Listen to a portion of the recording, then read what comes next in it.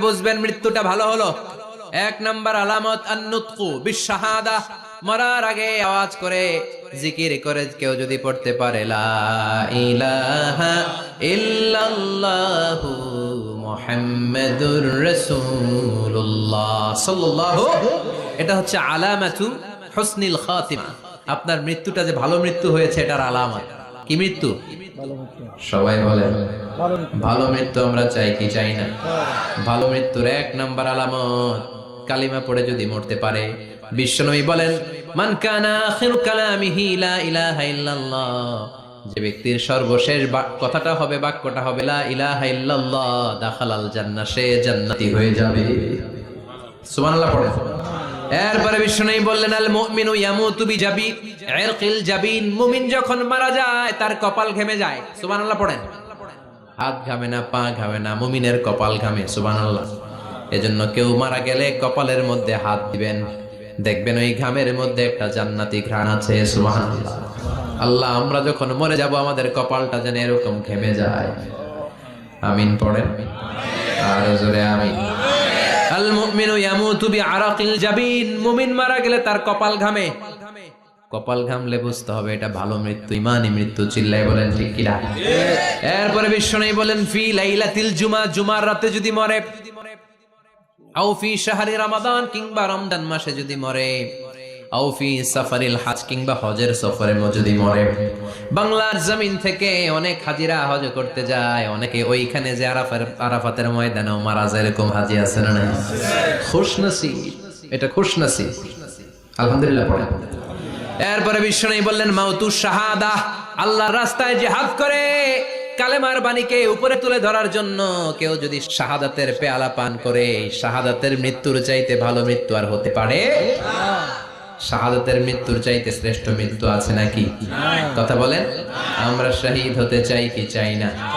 আমাকে শহীদ করে ওই মিছিলে শামিল করে নিও, আমাকে শহীদ করে সেই মিছিলে শামিল করে নিও, যে মিছিলের নেতা মীর হামজা, খোবায়েবে খাব্বাব, আল্লাহর কাছে তারা অতি প্রিয়, শামিল করে নিও, আমাকে শহীদ করে সেই মিছিলে শামিল করে নিও। পড়ে না?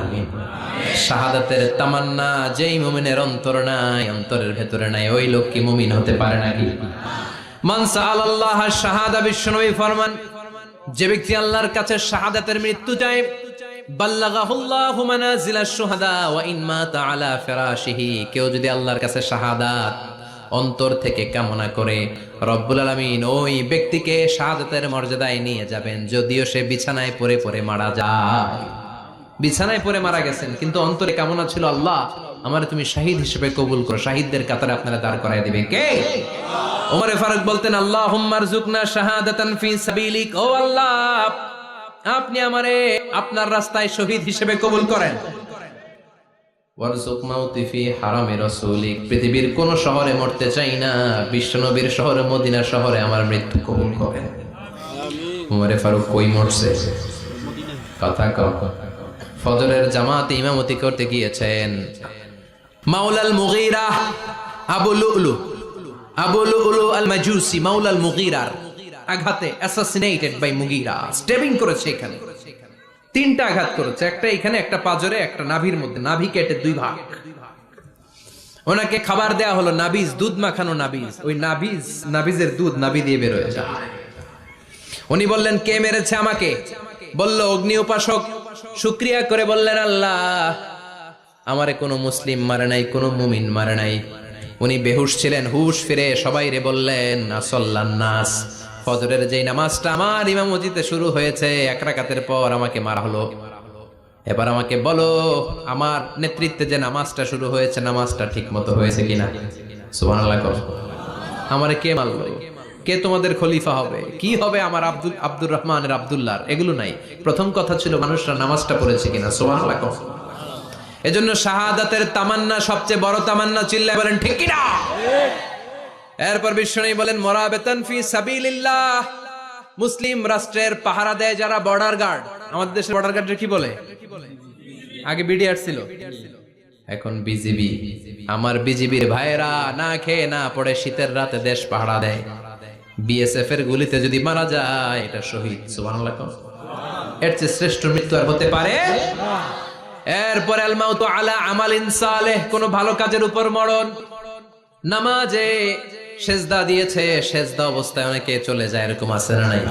তাহাজ্জুদের যায় নামাজে মরণ দিও প্রভু আমায়, একামতে দিনের কাজে কবুল করে নিও আমায়। পড়েন আমিন।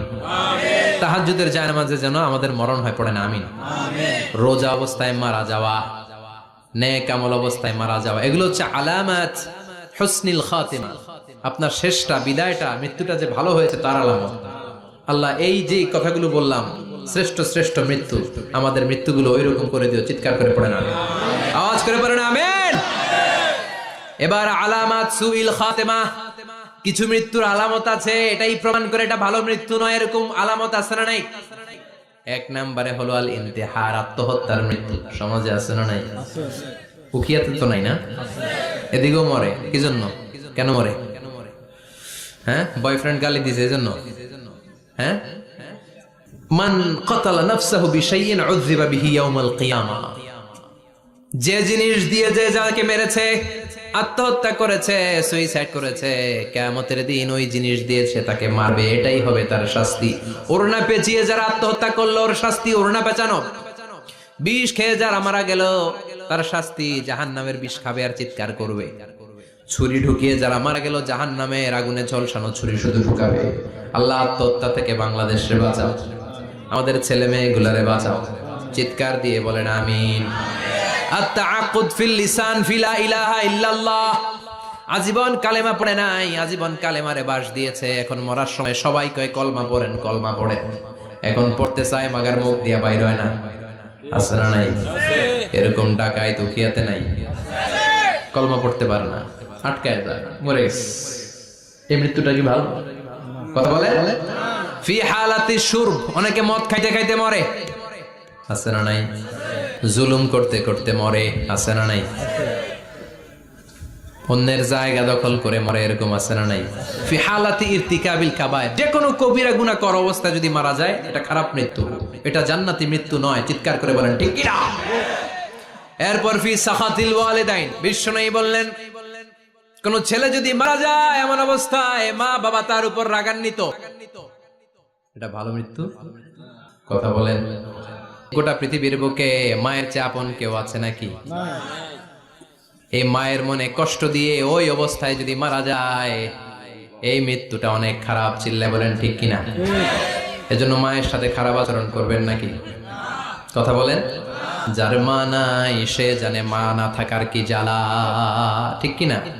যখন রাত্রি নিঝুম এই চোখে ঘুম, একলা শুধু ঘরে তোমায় মনে পড়ে মাগো, তোমায় মনে পড়ে। যখন রাত্রি নিঝুম এই চোখে ঘুম, একলা শুধু ঘরে তোমায় মনে পড়ে মাগো, তোমায় মনে পড়ে। এজন্য মায়ের দোয়া সবচেয়ে বড় দোয়া।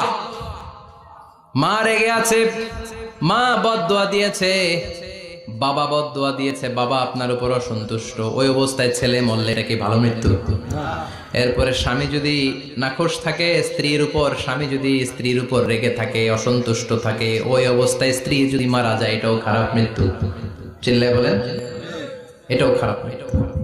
এরপরে লাউ ফারিহাল মুসলিমুনা বিমাউতি, কোন লোক মারা গেলে যদি এলাকার মুসলমানরা খুশি হয় এটা কি ভালো মৃত্যু নাকি? কোন লোক মারা গেলে এলাকার মুসলমানরা যদি আল্লাহর শুকরিয়া করে এটা কি ভালো মৃত্যু নাকি? আমরা কি ভালো মৃত্যু চাই নাকি খারাপ? আমরা শাহাদাতি মৃত্যু চাই, ঈমানের মৃত্যু চাই, পড়েন আমিন। এজন্য রব্বুল আলামিন বলেন বাল তুসিরুনাল হায়াতাদ দুনিয়া ওয়াল আখিরাতু খায়রুন ওয়া আবাকা। ক্ষণস্থায়ী দুনিয়াটাকে তোমরা বড় মনে করো, এটা বড় না, বড় হলো আখিরাতের জীবন। এজন্য আখিরাতের জীবনের জন্য প্রস্তুতি দরকার আছে না নাই? মরণ হচ্ছে সবচেয়ে বড় প্রস্তুতি, মরণের চিন্তা। মান কানা ওয়াইদান ফাল মাউতু ইয়াকফি। যে নিজেকে সোজা করতে চায়, মৃত্যুর চিন্তাই তার জন্য যথেষ্ট। আজকের এই আলোচনার পরেও কি আমাদের টনক নড়বে না? আজকের এই কথাগুলোর পরেও কি মৃত্যু নিয়ে আমরা ভাববো না? আজকের আলোচনার পরেও কি আমার হিসাব শুরু হওয়ার আগে আমি একটু নিজের হিসাব কষে নিব?